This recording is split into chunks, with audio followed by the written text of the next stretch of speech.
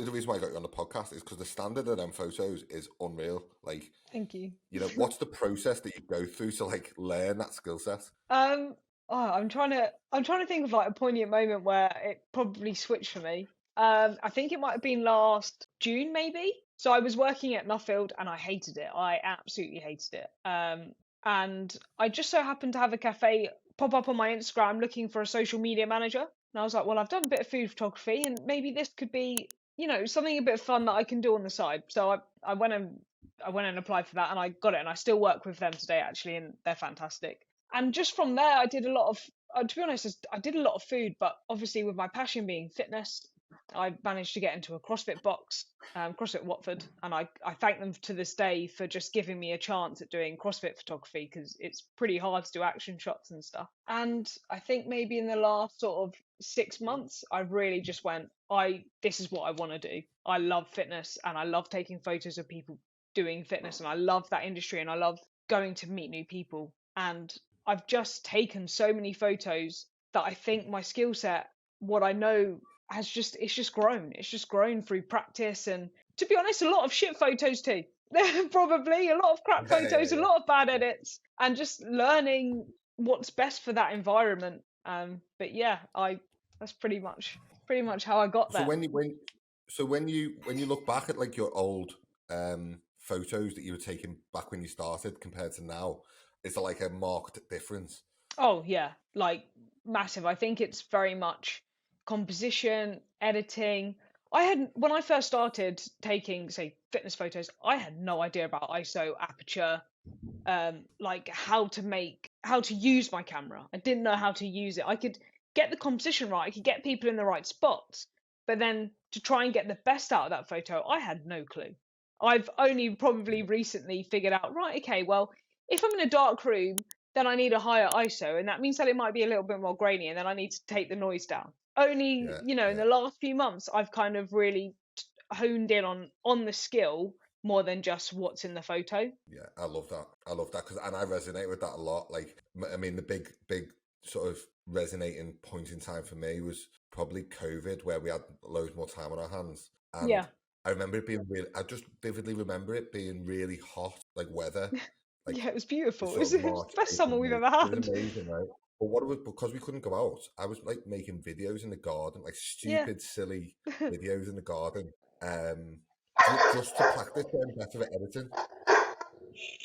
Sorry. Got an old dog over there, puppy here.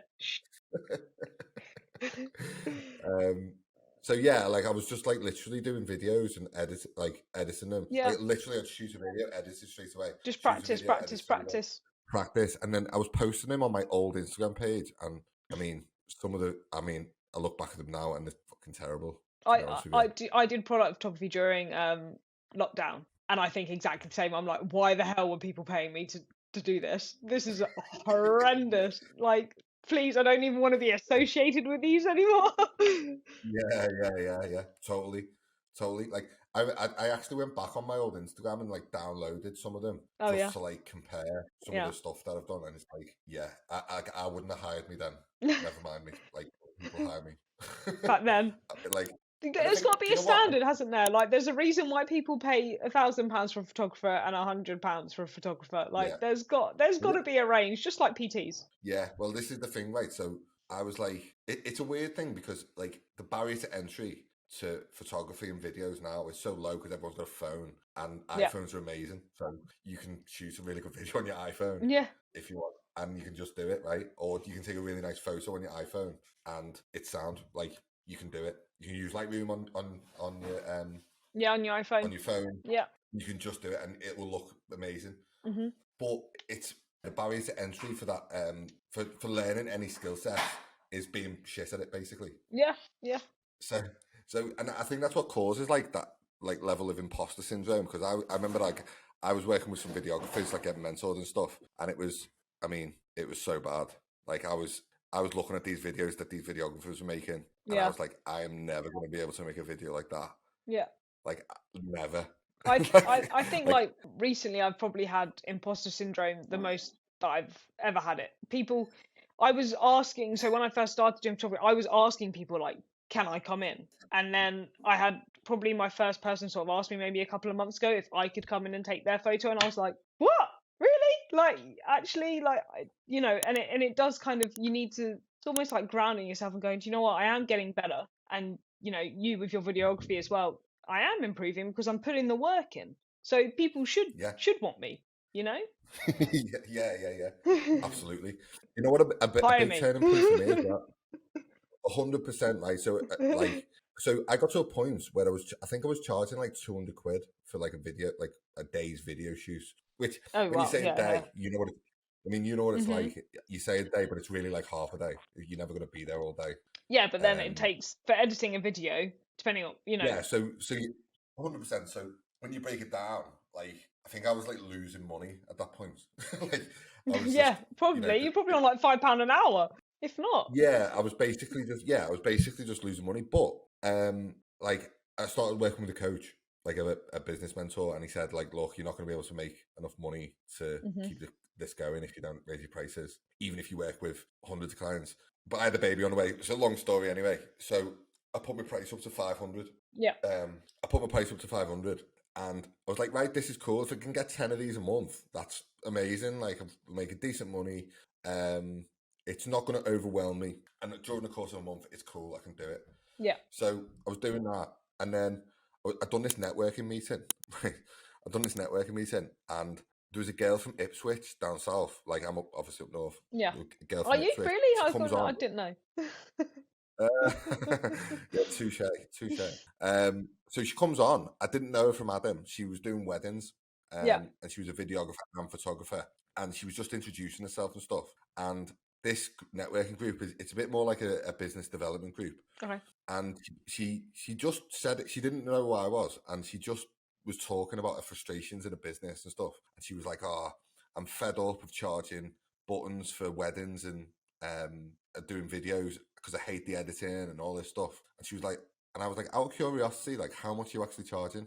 She Yeah, said £4,000, and I was charging 500 quid, and I yeah, was like, doing some. The penny just drops, and I'm yeah, like, yeah, yeah, either she's overcharging and she's really good, yeah.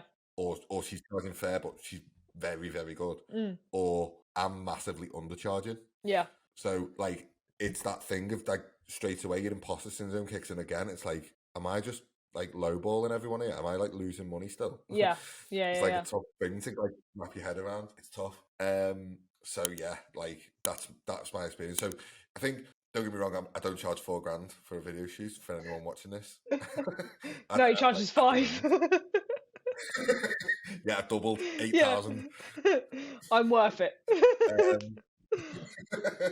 Um, but yeah, like it's a tough thing to like find, and it's something I speak to my social media coaching clients about all the time. Like social media is loud. Like Yeah, if you look at fitness photographers and I look at videographers, you'll find some, like I'll find someone better than me. You'll find someone better, and you'd be like, no. why aren't I like that? Yeah, no.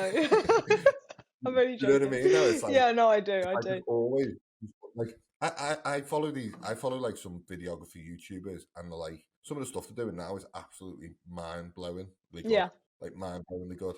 And I'm like, but it's not like, the way I reframe it. It's not like I'm trying to be better than them, because I'm probably never going to be better than them. Got so much experience and knowledge and stuff, but it's inspiration to know that you can get to that point. yeah. I mean, I think also when it comes to stuff like that, you never know what someone else's circumstances. You don't know, because they might have made it early in the videography world. They might only have to make one really good video a month and have all this free time to practice other things, or they might not have a family, and there's loads of other things that come into like your progression rate. And that's why I always try and tell people who are videographers or PTs or anything really is, don't that's why you shouldn't compare yourself to, it's really good to aspire to be that good, but actually you have to go at your own pace because your circumstances are so different to everyone else's. Totally agree.